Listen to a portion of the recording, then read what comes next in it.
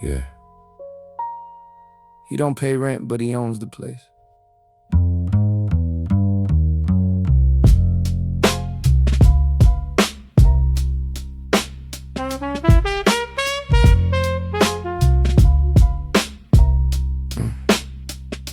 Depression is a landlord that don't ever fix the pipes. Collects the rent on my happiness every single night. He moved in without warning, didn't sign no lease. Now we sitting in my living room, increasing his fees. On my energy, my appetite, my will to leave the bed. On the conversations that I used to have inside my head. With myself, with my purpose, with the person I could be. Now the landlord got them locked behind the door and lost the key. He don't knock before entering, he just walks right in.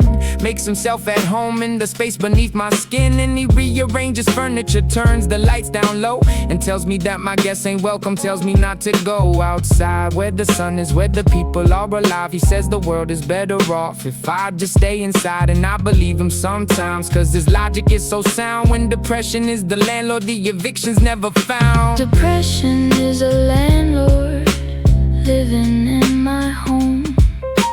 He don't pay no rent, but he won't leave me alone.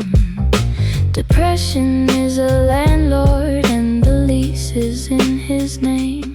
Every room is getting smaller and the walls are all the same. I tried to serve him papers, I tried to change the locks, I tried to call the police, but they said it's not a crime to occupy your body that don't put up a fight, to colonize a mind that surrenders every night. The landlord got a lawyer that works pro bono, shame. Got a judge that looks like me and knows me by my name. Got a jury of anxieties that vote against my interests, and the verdict is always guilty. No appeals, no recess. He raised the rent on my serotonin, evicted my dopamine, turned my bedroom into storage for the things I used to dream. My ambitions in the closet, my motivations in the hall, and the landlord sits upon the throne of my dismantled wall. Depression is a landlord living in my home.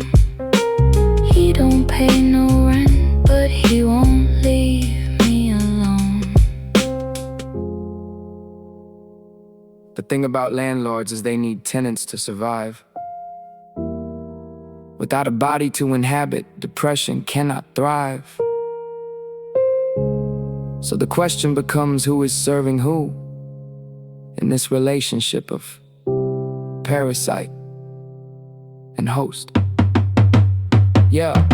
But I'm learning how to squat inside my own existence, how to occupy the space with a persistent resistance, how to burn the lease and claim the deed is mine alone, how to turn the landlord's property into my own home. I started small, one room at a time, one thought at a day. Kicked them out the kitchen first, learned to cook my own way. Fed myself with affirmations, with small victories and such, and watched the landlord shrink a little with each meal I touched. He still got the basement and he still collects some rent, but the master bedroom's mine again, and that's where my intent is to keep on taking space until there's nowhere left for him. And depression as a landlord becomes a forgotten whim.